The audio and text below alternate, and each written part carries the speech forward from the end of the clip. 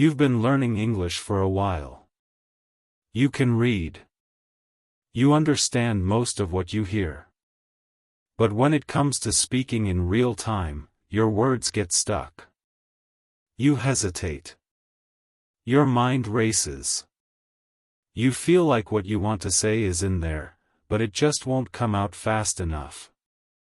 This happens to so many learners. And one of the best ways to fix it? Storytelling. Stories train your brain to think in English. They give you rhythm, context, and confidence. So if you're tired of freezing when it's time to speak, subscribe. And like this video if you've ever said, in the middle of a conversation and wished you hadn't. Let's get into it. I was flying back home from a short trip to Madrid. Nothing fancy, just a quick getaway. My flight was early, so I got to the airport around 5 in the morning. It was quiet.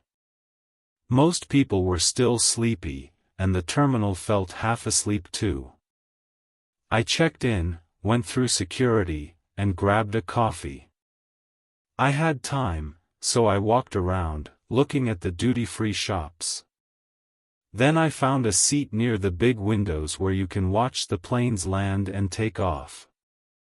I love doing that, it helps the time pass. I was scrolling on my phone when I noticed something unusual. A group of airport staff suddenly appeared near one of the private jet gates. Not commercial, private. They looked busy. Focused. Someone was setting up a barrier. Another person was holding a clipboard and talking on a radio. I looked around. No announcement. No crowd. Just this silent activity like something important was about to happen. A few minutes later, a sleek black jet appeared. No airline logo. Just clean, sharp lines. It landed smoothly and rolled to a stop near the gate. I watched closely. The door opened, and a couple of people stepped out, security, maybe. Then a woman with long hair, wearing big sunglasses, stepped out slowly. Even from a distance, you could feel it, she had presence. She didn't wave. She didn't pose. She just walked calmly, confidently. And I froze. That was Beyoncé. She didn't come through the regular terminal. She went straight to a black SUV waiting on the tarmac. In less than 2 minutes, the car drove off. No noise. No fans. No cameras. I turned to the guy next to me, total stranger, and whispered, "Did you just see that?" He nodded. "Was that who I think it was?" he asked. "Yeah," I said. "Beyoncé." We both laughed, quietly, like we were sharing a secret. Then he said, "Man, I wasn't ready for that." Neither was I. And in that small moment, something funny happened. We kept talking. About music. About flights. About surprises. And for the next 10 minutes, I spoke only in English. No plan. No stress. Just reacting, sharing, connecting.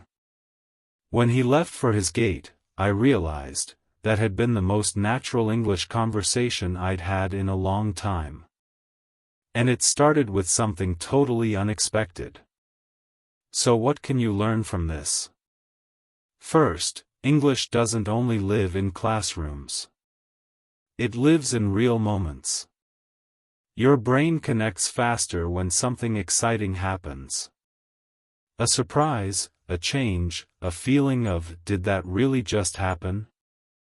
Second, sometimes you speak your best English when you're not trying too hard. In that moment, I wasn't thinking about grammar.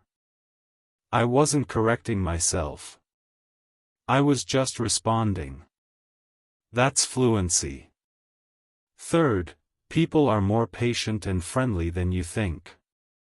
That stranger didn't care if I made small mistakes. He just wanted to talk. Here's your takeaway: put yourself in situations where surprises can happen. Not Beyoncé-level surprises, just things you don't expect. That's how you train your brain to stay flexible. And your task? This week, talk to one stranger in English.